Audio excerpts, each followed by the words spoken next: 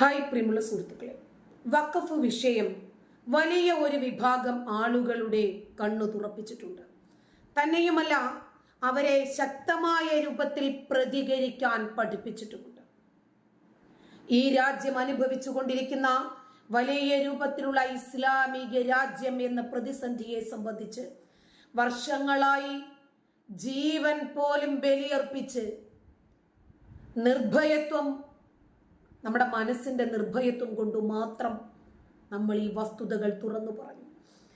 നിങ്ങളോട് ഈ ചില യാഥാർത്ഥ്യങ്ങൾ, ഇസ്ലാമിന്റെ കള്ളത്തരങ്ങളും പൊള്ളത്തരങ്ങളും ജനാധിപത്യ വിരുദ്ധതകളും മതാധിപത്യ സംസ്കാരം വളർത്തിയെടുക്കുന്നതിന് ഉതകുന്ന ഖുർആൻ വചനങ്ങളും, ഇതൊക്കെ നിങ്ങളോട് പറയുന്നത് കൊണ്ട് എനിക്ക് ലഭിക്കുന്നത് എന്താണെന്ന് നിങ്ങൾക്കറിയാമോ? എൻ്റെ നിർഭയത്വം പോലും നഷ്ടപ്പെടുന്നു. മക്കളുമായി, ഭർത്താവുമായി, കുടുംബാംഗങ്ങളുമായി സ്വസ്ഥമായി സ്വതന്ത്രമായി യാത്ര ചെയ്യാനുള്ള, ഒന്ന് പുറത്തൊരു വിസിറ്റിങ്ങിന് ഒരു ബീച്ചിൽ പോയിരിക്കാനുള്ള, പബ്ലിക്കായിട്ട് ഒരു കടയിൽ പോയിരുന്ന ഒരു ഉച്ചയ്ക്ക് ഒരു നേരത്തെ ഭക്ഷണം കഴിക്കാനുള്ള, ഒന്ന് യാത്ര ചെയ്യാനുള്ള, എന്തിനേറെ മക്കളുടെ പേരൻസ് മീറ്റിങ്ങിൽ ഒന്ന് പങ്കെടുക്കാൻ പോലുമുള്ള സ്വാതന്ത്ര്യം നിഷേധിക്കപ്പെടുകയാണ്.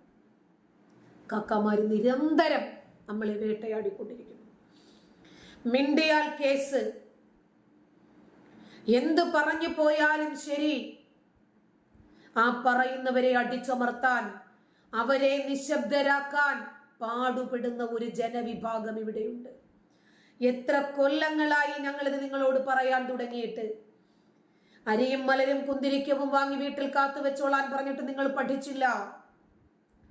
അതിന് വില വർദ്ധിക്കുന്നു. അതുകൊണ്ട് കാര്യവാഹ്, ശിക്ഷാവാഹക് എല്ലാ BJP നേതാക്കന്മാരുടെ ഭാര്യമാരോടും, ഇന്നവന്റെ ഭാര്യയെ വെള്ളസാരി വാങ്ങി വെച്ചോ ഉടുക്കാൻ, ഭർത്താവിന്റെ ജീവൻ ഞങ്ങൾ എടുക്കാൻ പോകുന്നു. വിധവാ പെൻഷൻ അപേക്ഷിക്കാനുള്ള സമയമായിട്ടുണ്ട്. അപേക്ഷാ ഫോമുകൾ വാങ്ങിവെച്ച് ഓഫീസുകളുടെ തിണ്ണ നിരങ്ങാൻ നിങ്ങൾ തയ്യാറായിരുന്നുള്ളൂ എന്ന് പറഞ്ഞപ്പോൾ ഞാനിത് ഉറക്കെ നിങ്ങളോട് വിളിച്ചു പറഞ്ഞു, ബോധവാന്മാരായിരിക്കണമെന്ന്.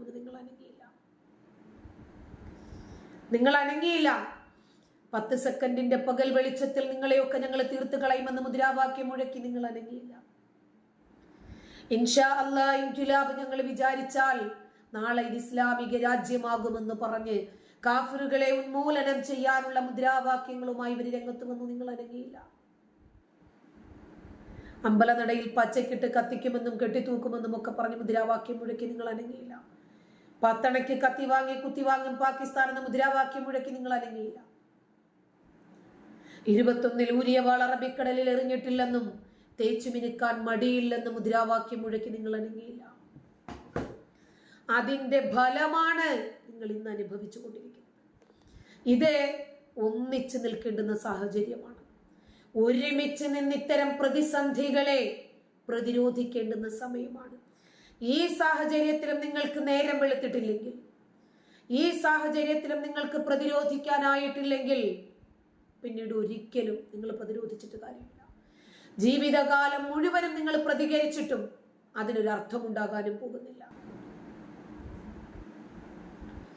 പറയേണ്ടുന്ന സമയത്ത് പറയേണ്ടുന്ന കാര്യങ്ങൾ പറയേണ്ടുന്നത് പോലെ വെടിപ്പായി പറഞ്ഞിട്ടില്ലെങ്കിൽ ജീവിതാവസാനം വരെ ഈ വസ്തുതകളെ സംബന്ധിച്ച് ഓർമ്മിപ്പിച്ചിട്ടും ഫലമുണ്ടാകില്ല. വളരെ അടിയന്തരമായി ഇങ്ങനെ ഒരു സംഗമം എന്തിനു വേണ്ടി ചേരുന്നു എന്ന് എല്ലാവരും ചോദിച്ചു. പ്രത്യേകിച്ച് മാധ്യമ സുഹൃത്തുക്കൾ ചോദിക്കുകയുണ്ടായി. ഒരു ഇലക്ഷന്റെ സാഹചര്യത്തിൽ എന്തുകൊണ്ടാണ് പെട്ടെന്ന് നിങ്ങൾ ഇങ്ങനെ ഒരു സമ്മേളനം ചേരുന്നത്? അത് ഏതെങ്കിലും ഒരു രാഷ്ട്രീയ പാർട്ടിയെ സംരക്ഷിക്കുവാനോ അവരെ സപ്പോർട്ട് ചെയ്യുവാനോ വേണ്ടിയിട്ടാണോ എന്ന്. ഈ കഴിഞ്ഞ ദിവസങ്ങളിലൊക്കെ പാലക്കാട് രൂപത ഏത് രാഷ്ട്രീയ പാർട്ടിയാണ് സപ്പോർട്ട് ചെയ്യുന്നത്, ഇല്ലെങ്കിൽ ആരെയാണ് സംരക്ഷിക്കുന്നതെന്നൊക്കെ വിവിധ മാധ്യമങ്ങൾ ഒളിഞ്ഞും തെളിഞ്ഞും ഒക്കെ സംസാരിച്ചപ്പോ, അങ്ങനെ സംസാരിച്ച കാര്യങ്ങൾക്കൊന്നും പാലക്കാട് രൂപതയുടെ ആധികാരികതയോ കയ്യൊപ്പോ ഇല്ല എന്ന് ഇന്ന് ഈ സമ്മേളനം ഇവിടെ പ്രഖ്യാപിക്കുമെന്നാണ് ഞാൻ കരുതുന്നത്, അതിന്റെ ഉത്തരവാദിത്തപ്പെട്ട ആളുകൾ. അപ്പൊ ഞാൻ അവരോട് പറഞ്ഞൊരു കാര്യമുണ്ട്.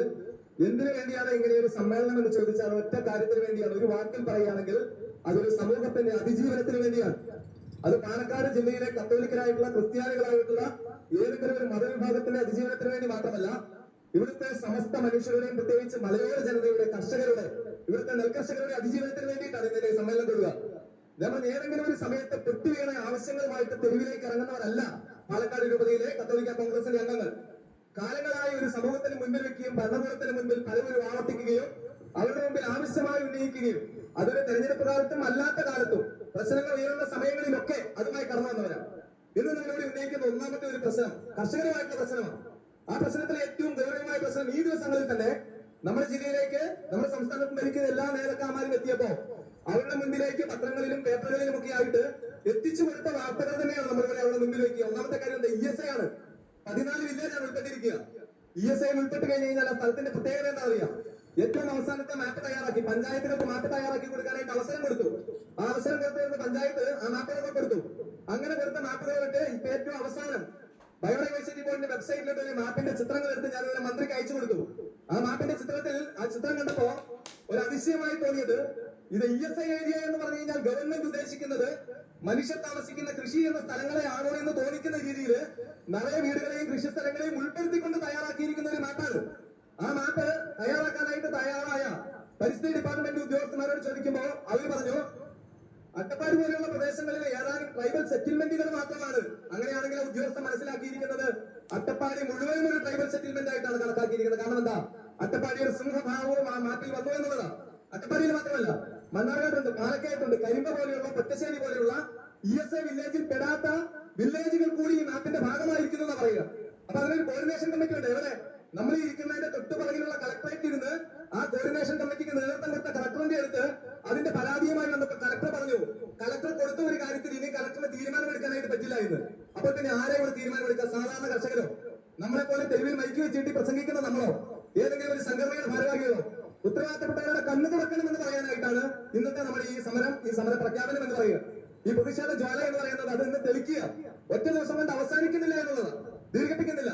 രണ്ടാമത്തെ ഏറ്റവും ഗൗരവമായ ഒരു വിഷയം കേരള സമൂഹത്തെ, അല്ല ഭാരത സമൂഹത്തെ കാർന്ന് തിന്നാൻ പോകുന്ന ഒരു വിഷയം എന്താ? ഇവിടുത്തെ വഖഫുമായിട്ട് ബന്ധപ്പെട്ടതാ. ആ വഖഫ് എന്ന് പറയുന്നത് ഇപ്പോൾ മീഡിയ ഹൈലൈറ്റ് ചെയ്യുന്ന പോലെ ഏതെങ്കിലും ഒരു മതവിഭാഗത്തെ പ്രതിക്കൂട്ടി നിർത്താനോ അവർക്കെതിരെ കുറ്റാരോപണം നടത്താനോ അല്ല. 1995 ചിലരുടെയൊക്കെ കണ്ണീരൊപ്പാൻ വേണ്ടി അന്ന് കേന്ദ്രം ഭരിച്ചിരുന്ന സർക്കാർ കൊണ്ടുവന്ന ഒരു അമെന്റ്മെന്റാണ് ഇതിന്റെ പ്രശ്നം. സത്യം. ഇന്നലെയും കൂടി നമ്മുടെ മന്ത്രിമാര് പറഞ്ഞത് ഒരു നിയമ പ്രശ്നമല്ല, ഭൂമിയുടെ പ്രശ്നമാണെന്ന് പറഞ്ഞു. പക്ഷേ ആ നിയമം ഭരിച്ചിട്ടുള്ളവർക്കൊക്കെ അറിയാം ഇത് ഭൂമിയുടെ പ്രശ്നമല്ല, നിയമത്തിന്റെ പ്രശ്നമാണ്. അതുകൊണ്ട് നിയമത്തിലാണ് അമെന്റ്മെന്റ് വരേണ്ടത്. അതുകൊണ്ട് ഞങ്ങൾക്ക് ചില പ്രതിഷേധമുണ്ട്. ആ പ്രതിഷേധം എന്ന് പറയുന്ന വ്യക്തികളോടാണ്, അവരുടെ അഭിപ്രായങ്ങളോടും നിലപാടുകളോടുമാണ്. പക്ഷേ ഏതെങ്കിലും ഒരു മതവിഭാഗത്തോട് ഒരു പ്രതിഷേധവുമില്ല. ആ പ്രതിഷേധം എന്താ? മുൻപത്തെ സമരപ്പന്തലിൽ പോയിട്ട് ഞങ്ങൾ നിങ്ങളോട് കൂടെയാണ് എന്നും ഒരാൾ പോലും ഇവിടെ ഇറക്കി വിടില്ല എന്നും നിങ്ങൾക്കൊപ്പം സമരം ചെയ്യാൻ ഞങ്ങളുണ്ടായിരുന്നു, ഞങ്ങൾ ജീവൻ കൊടുത്ത് നിങ്ങളെ സംരക്ഷിക്കുമെന്ന് പറഞ്ഞ രാഷ്ട്രീയ നേതാക്കൾ അതെല്ലാം മറന്നുകൊണ്ട് അതിനപ്പുറത്തേക്ക് ചെന്നിട്ട് നിയമസഭയിൽ പോയി പ്രമേയം പാസാക്കുമ്പോൾ ആ എന്നൊരു അക്ഷരം പോലും നിശ്ചയിക്കാതെ അരുതെന്ന് പറയേണ്ടവൻ നിശബ്ദനായ അവന്റെ ഭീകരമായ നിശബ്ദതയ്ക്കെതിരെയാണ് ഈ പ്രതിഷേധ സമരം എന്ന് പറയുന്നത്. അത് മുൻപത്തെ ജനങ്ങളോടുള്ള ഐക്യദാർഢ്യം മാത്രമല്ല, അത് പിന്നെ എന്തുകൂടിയാ? ഏതൊരു കാര്യവും അറബിക്കടലിന് വരെയും അവകാശം ഉന്നയിക്കാൻ അധികാരം കൊടുക്കുന്ന ഒരു നിയമം രാജ്യത്തുണ്ടാക്കി വെച്ചിട്ട് അതിന്മേലൊരു അമെന്റ്മെന്റ് കൊണ്ടുവരാൻ വരുമ്പോ അയ്യോ പാടില്ല എന്ന് പറയുന്ന ഒരു വിഭാഗം ജനത്തിന്റെ നീതിബോധമില്ലായ്മയ്ക്കെതിരെയാണ് നമ്മൾ ഈ സമരം നടത്തുക. അപ്പൊ അതുകൊണ്ട് ഞാൻ വിചാരിക്കുന്നത് ഇവിടുത്തെ കത്തോലിക്കലോ ഹൈന്ദവരോ മറ്റു വിഭാഗങ്ങളോ ഇത്തരം കാര്യങ്ങളൊക്കെ പറയുമ്പോ ചില നിരീക്ഷകർ വരും, അയ്യോ നിങ്ങളങ്ങനെ സംസാരിക്കാനായിട്ട് പാടില്ല. കാരണം എന്താ? നിങ്ങളങ്ങനെ സംസാരിച്ചു തുടങ്ങിയാൽ ഇവിടുത്തെ സോഷ്യൽ ഫാബ്രിക്സ് അങ്ങനെ നശിപ്പിക്കുന്നതാണ്. Social fabrics കീഴിപ്പോവുക. ഇത്തരം ഒരു നിയമം നിലനിർത്തിക്കൊണ്ട് ഇവിടെ ഒരു സോഷ്യൽ ഫാബ്രിക്സിനെ സംരക്ഷിക്കാൻ കഴിയുമെന്ന് ഏതെങ്കിലും ഒരു രാഷ്ട്രീയക്കാരൻ വിചാരിക്കുന്നുണ്ടോ? അങ്ങനെ ഒരു രാഷ്ട്രീയക്കാരൻ ചിന്തിക്കാൻ പറ്റാത്ത ഒരു കാര്യമാണ്. ആ തരത്തിലുള്ള വർഗീയമായ മുതലെടുപ്പുകളിൽ ചരട് വലിക്കുന്നത് അവരാണ് ചിന്തിക്കേണ്ടത്. അല്ലാതെ നീതിക്ക് വേണ്ടി നിലവിളിക്കുന്ന ഇത്തരത്തിലുള്ള സംഘടനകളോ സംവിധാനങ്ങളോ അല്ല എന്നുള്ളതാണ്. അപ്പൊ അതുകൊണ്ട് ഒരു കാര്യം ഉറപ്പാണ്, ഇവിടുത്തെ മുസ്ലിം വിഭാഗങ്ങൾ പ്രത്യേകിച്ച് അവരെ ഞാൻ ഓർക്കുക. കാരണം അവരാണ് ഈ സമരത്തിനെതിരെ സംസാരിക്കേണ്ടവര്. കാരണം എന്താ? ഈ നിയമത്തെ ആഴത്തിൽ പഠിച്ചു കഴിഞ്ഞപ്പോൾ അതിന്റെ ഒപ്പം മനസ്സിലാകുന്ന ഒരു കാര്യമുണ്ട്. ഏതെങ്കിലും ഒരു മുസ്ലിം നാമധാരിയുടെ കയ്യിലിരിക്കുന്ന സ്ഥലം മേടിക്കാൻ ഇനി കേരളത്തിൽ ആരും ധൈര്യപ്പെടില്ല എന്നുള്ളതാണ് കാര്യം. ഏതെങ്കിലും ഒരു മുസ്ലിം നാമധാരിയിൽ നിന്ന് സ്ഥലം മേടിക്കാനോ മുസ്ലിം നാമധാരി കൈവശം വെച്ചിരുന്ന ഒരു കാര്യം ഏറ്റെടുക്കാനോ ആരും ധൈര്യപ്പെടില്ല. കാരണം എന്താ? വഖഫാണെന്ന് പറയുമ്പോൾ അത് ഈ ദൈവത്തിന് വേണ്ടി കൊടുക്കുന്നതാ. അതില് ജസ്റ്റ് എല്ലാ കാലത്തും അത് അങ്ങനെ തന്നെ ആയിരിക്കണമെന്നാ. അപ്പൊ ഏതെങ്കിലും ഒരു വാട്ടാൻ വഖഫാണെന്ന് പറഞ്ഞാൽ മതി. അപ്പൊ വാട്ടാൻ വഖഫാണെന്ന് പറഞ്ഞാൽ ഏത് ഡോക്യുമെന്റിൽ പോയിട്ട് നോക്കുക? പൊസഷൻ സർട്ടിഫിക്കറ്റ് നോക്കിയാൽ പറ്റില്ല, കരകെട്ടിയ റെസീറ്റ് നോക്കാൻ പറ്റില്ല, എൻകംപ്ലൈന്റ് സർട്ടിഫിക്കറ്റ് നോക്കിയാൽ പറ്റില്ല, നോൺ അറ്റാച്ച്മെന്റ് സർട്ടിഫിക്കറ്റ് നോക്കിയാൽ പറ്റില്ല, അങ്ങനെ ലൊക്കേഷൻ സ്കെച്ച് നോക്കിയാൽ പറ്റില്ല. അങ്ങനെ ഏതെങ്കിലും ഒരു റവന്യൂ രേഖയിൽ നോക്കിയിട്ട് ഇത് വഖഫാണെന്ന് മനസ്സിലാക്കാൻ പറ്റാത്ത ഒരു സ്ഥിതി നിലനിന്ന് കഴിഞ്ഞാൽ ഒരു മുസ്ലിം സഹോദരനോ സഹോദരിയോ വിചാരിക്കുമെന്ന് കരുതുന്നില്ല അവരുടെ സ്ഥലം മേടിക്കാൻ ആരെങ്കിലും വരുന്നു. അപ്പോ ഭീകരമായ ഒരു അന്തരീക്ഷം ഈ തേങ്ങാപ്പൂട് പോലെ ഇരിക്കുന്ന ശരാശരി മലയാളികളുടെ പേരിൽ വെറും 8 സെന്റ് മാത്രമുള്ള ഈ സംസ്ഥാനത്ത് നടപ്പാക്കാൻ വേണ്ടി വഴിതെളിക്കുകയാണ് വഖഫ് നിയമത്തെ സംരക്ഷിക്കുമ്പോഴൊക്കെ.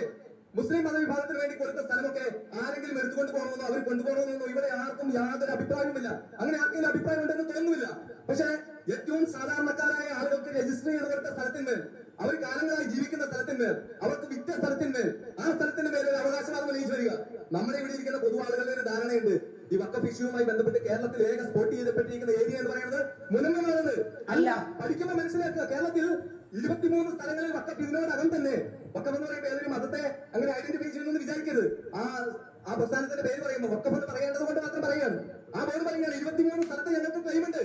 ആ ക്ലെയിം ലിസ്റ്റ് അനുസരിച്ച് 15ാമത്തെ സ്ഥലത്തുണ്ടായിരുന്ന സ്ഥലമാണ് മുനമ്പം. പക്ഷേ ഇപ്പൊ വഖഫിന്റെ ലിസ്റ്റില് മുനമ്പം എങ്ങനെ 1ാമത്തെ സ്ഥലത്തായി പരിശോധിക്കേണ്ടതുണ്ട്. ഈ മുനമ്പം വഖഫിന്റെ ആണെന്ന് പറഞ്ഞത് ആരാണെന്ന് നോക്കേണ്ടതുണ്ട്. അപ്പൊ അതുകൊണ്ട് ഇത് ഒരു ഭൂമി പ്രശ്നമാണ് എന്ന് പറഞ്ഞ് അതിനെ വെള്ളപൂശാൻ ശ്രമിക്കുന്നവർ എന്താണ്, ചില ജീർണതകളെ മറച്ചു വെക്കുക. നമ്മുടെയൊക്കെ കോൺക്രീറ്റ് കെട്ടിടങ്ങളിലെ കമ്പികൾ തുരുമ്പ് പിടിച്ചു കഴിയുമ്പോൾ അത് ചെറിയ രീതിയിൽ പൊട്ടിത്തുടങ്ങുമ്പോൾ അവിടെ കൊണ്ട് സിമെന്റ് തേച്ച് വെച്ച് ഒട്ടിച്ചു വെക്കും. എന്താ, അടുത്ത വർഷം അത് കൂടുതൽ ഗൗരവമായി പെട്ടും, അടുത്ത വർഷം കൂടുതൽ ഗൗരവമായി പെട്ടും.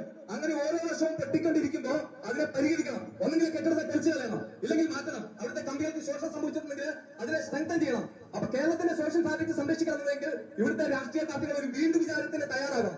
അത് കേരളത്തിൽ മാത്രം പോലെ കേന്ദ്രത്തിലും വേണം. എന്തുകൊണ്ടാണ് ഈ പല നിയമങ്ങളും ഭാരത രാജ്യത്തിൽ നടപ്പാക്കിയ ഒരു ഭരണകൂടത്തിന് വഖഫ് പോലെ ഒരു വിഷയത്തിൽ വളരെ എളുപ്പമായിട്ട് എടുക്കാൻ പറ്റുന്ന ഒരു സമീപനം എന്തുകൊണ്ടാണ് എടുക്കാത്തതിന് പിന്നിൽ ഒരു വിഷയമുണ്ട്. ആ വിഷയം ഇതാണ്, ഓരോ തെരഞ്ഞെടുപ്പിലും ഏതെങ്കിലും ഒക്കെ വിഷയങ്ങൾ വേണം. ആ വിഷയങ്ങൾ കൊണ്ടുവന്നാൽ മാത്രമേ ഇവിടുത്തെ ജനങ്ങൾ തമ്മിൽ തള്ളുകയും തെരുവിലിറങ്ങുകയും ചെയ്യുള്ളൂ. അപ്പൊ അതുകൊണ്ട് വളരെ ഈസി ആയിട്ട് സർക്കാരുകൾക്ക് അല്ലെങ്കിൽ ഉത്തരവാദിത്തപ്പെട്ടവർക്ക് ഭരണകൂടങ്ങൾക്ക് ചെയ്യാവുന്ന ഒരു കാര്യത്തിൽ അവരുടെ ഒരു തീരുമാനം വേണമെന്ന് പറയാൻ വേണ്ടിയിട്ടാണ് ഇന്നത്തെ കൂടിയിരിക്കുക. ഏറ്റവും അവസാനമായിട്ട് എനിക്ക് സംസാരിച്ച ജില്ല പല വിഷയങ്ങളെ സൂചിപ്പിക്കുകയുണ്ടായി.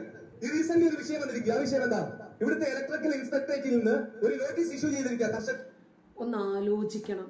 ഇപ്പോഴെങ്കിലും ഒന്ന് വാ തുറന്ന് ഈ വിഷയത്തെ സംബന്ധിച്ച് പ്രതികരിക്കാൻ, പഠിക്കാൻ, ജനതയെ ബോധവൽക്കരണം ചെയ്യാൻ ഇവർ തയ്യാറായല്ലോ. വളരെ സന്തോഷം. മുസ്ലിമിന്റെ പ്രോപ്പർട്ടി വാങ്ങാൻ ജനങ്ങൾ ഭയക്കുന്നു. നാളെ അറബിക്കടല് പോലും അദ്ദേഹത്തിന്റെ വാക്കുകളാണ് വഖഫിൻ്റെതാണ് എന്ന് പറഞ്ഞ് ഇവർ അവകാശപ്പെടും. എൻ്റെ ഭാഷയിൽ പറഞ്ഞാൽ സൂര്യനും ചന്ദ്രനും പകലും രാത്രിയും വഖഫിൻ്റെതാണ് എന്ന് പറഞ്ഞ് ഇവർ അവകാശവാദം ഉന്നയിച്ചു വന്നാൽ പോലും ഞാൻ അത്ഭുതപ്പെടില്ല. നന്ദി.